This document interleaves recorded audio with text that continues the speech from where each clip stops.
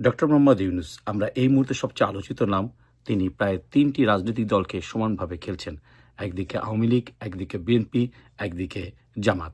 আমরা যদি দেখি যে আওয়ামী লীগের দীর্ঘ রাজনৈতিক ৫০ বছরের ঊর্ধ্বে যে বয়স যে দলটির, সে দলটিকে নিয়ে তিনি মনে করেছিলেন যে আওয়ামী লীগ তার ওই যে টিন খোলার ব্যবসা, যেই গ্রামীণ বলা হয়, তো এটিকে তার মতো মনে করেছিলেন। কিন্তু ভুলে গেছেন যে এই দলটি বাংলাদেশের প্রাচীনতম রাজনৈতিক দল এবং তার দীর্ঘ রাজনৈতিক ইতিহাস রয়েছে।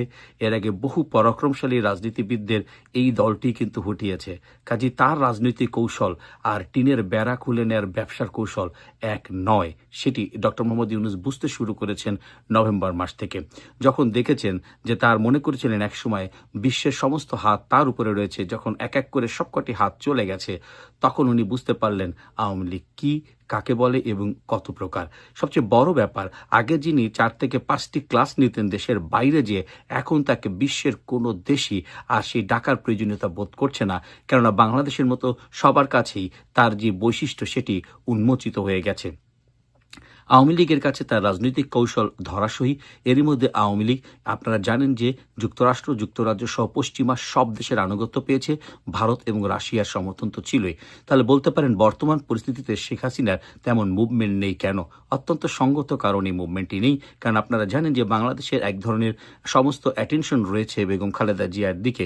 কাজেই সেই মুহূর্তে বাংলাদেশ আওয়ামী লীগ কোনো রাজনৈতিক বক্তব্য দিয়ে সেই পুরো এক সাইডের জনমতকে তার প্রতি বিরাগ ভাজন করতে চায় না। কারণ আওয়ামী লীগ সভানেত্রী শেখ হাসিনা এরই মধ্যে ভারত, রাশিয়া, যুক্তরাষ্ট্র সহ সবার কাছ থেকে গ্রিন সিগন্যাল পেয়েছে এবং সেটি হচ্ছে এই ডিসেম্বর মাসেই বাংলাদেশ আওয়ামী লীগ তার কাঙ্ক্ষিত লক্ষ্যে পৌঁছাবে।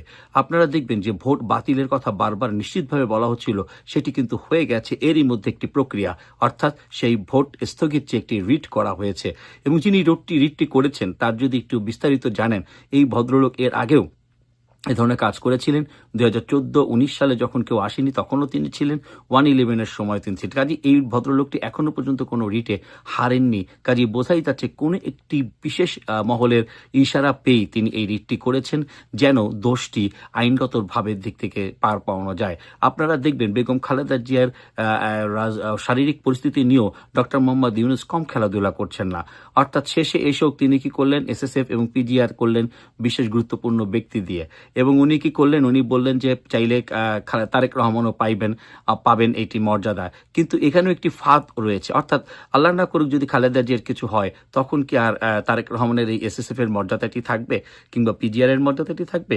আর যদি সেটি থাকেও, তাহলে নির্বাচনকালীন সময় কি একই রকম থাকবে? তখন তো জামাতের আমির বলবে আমাকে দেন, নাগরিক ঐক্য বলবে আমাকে দেন, গণসংহতি আন্দোলনের জোনায়েদ সেকি, যিনি ছাড়া আর তার দলের কাউকে কখনো দেখা যায় না, তিনিও তো বলতে পারেন যে আমাকে দেন। কাজে এই এই এই তখন কি হবে তারেক রহমানের অবস্থা? কাজে ওখানেও কিন্তু তিনি আরেকটি রাজনৈতিক খেলাধুলা করছেন। খালেদা জিয়ার শারীরিক অবস্থা নিয়ে তো উনি এক ধরনের পুরো যাকে বলে মানে ছিনিমিনি টাইপের খেলা বা মানুষের যে মূল্যবোধ এটিকে তিনি মাটিতে নামিয়ে আনার চেষ্টা করছেন। তো আসলে এই যে রাজনৈতিক খেলাগুলো উনি খেলছেন, এই খেলার তো শেষ আছে, তবে এই খেলার শেষ খুবই দ্রুত হতে যাচ্ছে। আপনারা জানেন যে এরই মধ্যে বেশ কিছু বক্তব্য এসেছে খালেদা জিয়ার শারীরিক অবস্থা কেন্দ্র করে। তাদের নেতা অবসরপ্রাপ্ত মেজর আখতারুজ্জামান বলেছেন খালেদা জিয়া মারা গেছেন। এটি সত্য মিথ্যা যেহেতু কোনো মাধ্যমে জানা যায়নি, কাজে এটি তার একটি বক্তব্য মাত্র। এছাড়া বিএনপির আরেক ভাইস চেয়ারম্যান আহমেদ আজম খান তিনি বলেছেন তার অবস্থা অত্যন্ত জটিল এবং তিনি লাইফ সাপোর্ট বা ভেন্টিলেশনে আছেন। যদিও বিএনপির তরফ থেকে সব বক্তব্যকে মূলত অস্বীকার করা হয়েছে এবং তার পরবর্তীতে আমরা দেখলাম এসএসএফ এবং পিজিআর নিয়োগ দেওয়া হয়েছে। অর্থাৎ এখন তো আসল বক্তব্য পেতে গেলে অনেক জায়গা থেকে ভেরিফাইড হয়ে তারপর আসতে হবে। আসলে যে কি ঘটেছে সেটি কিন্তু ডক্টর মোহাম্মদ এবং তার যেই অন্তর্গত যে কূট রাজনীতি সেটাই কিন্তু জানে। রাজনীতি এই অর্থে বেগম খালেদা জিয়ারও এই দেশে অনেক অবদান রয়েছে। তিনিও রাজনীতিতে একটি সংগ্রামী একজন নেত্রী এবং তারও 3 বারের প্রধানমন্ত্রীত্বের রয়েছে। তার গড়া বাংলাদেশ জাতীয়তাবাদী দলও বাংলাদেশের প্রায় সমান সমান আওয়ামী লীগের সমান সমান অংশগ্রহণকারী দল, অর্থাৎ প্রায় 45% উপরে তাদের অবস্থান। কাজেই এমন দলগুলোকে নিয়ে ডক্টর মোহাম্মদ ইউনুস খেলছেন, যার উপরে এখন বিদেশি কোনো শক্তির হাত নেই। না আছে যুক্তরাষ্ট্র, না আছে যুক্তরাজ্য, না আছে মধ্যপ্রাচ্য, না আছে রাশিয়া, কারোরই কিন্তু তার উপর হাত নেই। এক আছে তার কাছে খয়রাতির অন্যতম দেশ পাকিস্তান। কেন খয়রাতি বলা হয়? আমরা তো ডলার দিয়ে বিবেচনা করি। ওই দেশের ডলার কিনতে গেলে লাগে $1 সমান 350 টাকা, বাংলাদেশি টাকা। কাজেই খয়রাতি কে কত প্রকার এটা জানেন। আর পত্রপত্রিকা দেখেন পাকিস্তান কোন অবস্থানে আছে।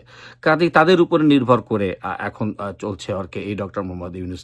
ডক্টর মোহাম্মদ ইউনূস চাইছেন যদি খালেদা জিয়ার আল্লাহ না করুক কিছু হয় তাহলে তারেক রহমান আসতে পারবেন, অর্থাৎ -4 হয়ে যাবে এবং তিনি অনন্তকাল ক্ষমতা গ্রহণ করবেন এবং 1 বছর পরে তাকে জামাতকে তিনি ধরবেন। অর্থাৎ তিনি বলেছেন না তিনি আরো 50 বছর থাকতে চান, মানুষ তাকে রাখতে চায়। কোন মানুষ রাখতে চায় সে কথা কিন্তু উনি কখনো বলেন না।